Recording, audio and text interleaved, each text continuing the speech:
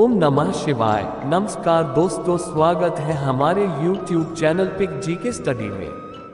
आज की वीडियो बहुत ही ज्ञानवर्धक है।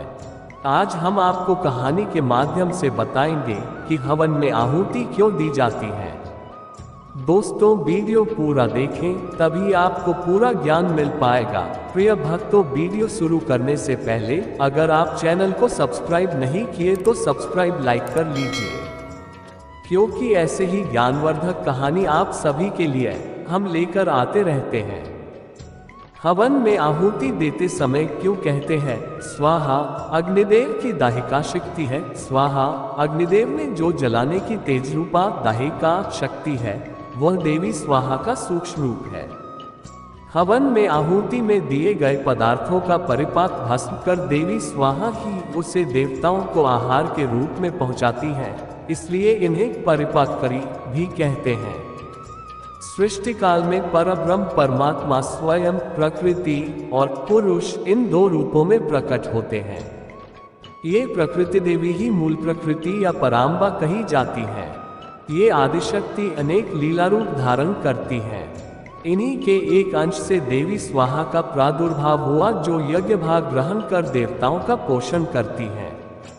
स्वाहा के बिना देवताओं को नहीं मिलता है भोजन। सृष्टि के आरंभ की बात है। उस समय ब्राह्मण लोग यज्ञ में देवताओं के लिए जो हवनीय सामग्री अर्पित करते थे, वह देवताओं तक नहीं पहुंच पाती थी। देवताओं को भोजन नहीं मिल पा रहा था, इसलिए उन्होंने ब्रह्मलोक में जाकर अपने आहार के लिए ब्रह्मा जी से प्रार्थना की। देवताओं की बात सुनकर ब्रह्मा जी ने भगवान श्री कृष्ण का ध्यान किया।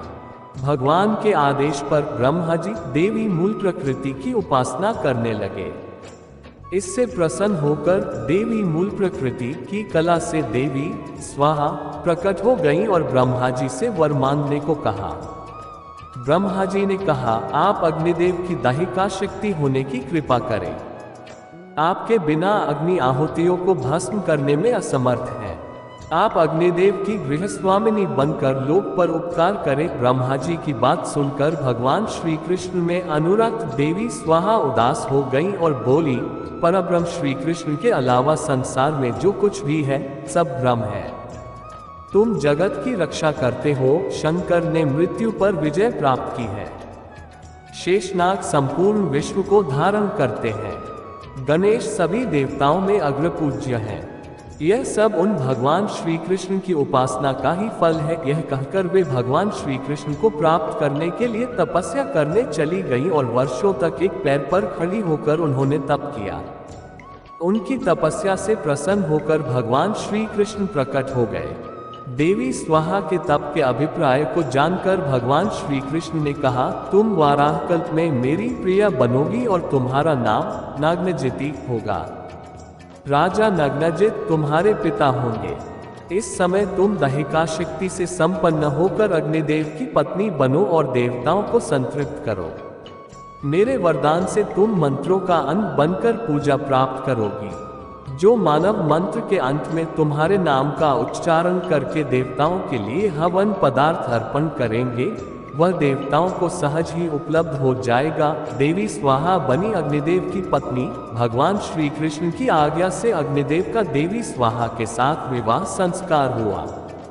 शक्ति और शक्तिमान के रूप में दोनों प्रतिष्ठित होकर जगत के कल्याण में लग गए। तब से ऋषि मुनि और ब्राह्मण मंत्रों के साथ स्वाहा का उच्चारण करके अग्नि में आहुति देने लगे और वह हव्य पदार्थ देवताओं को आहार रूप में प्राप्त होने लगा।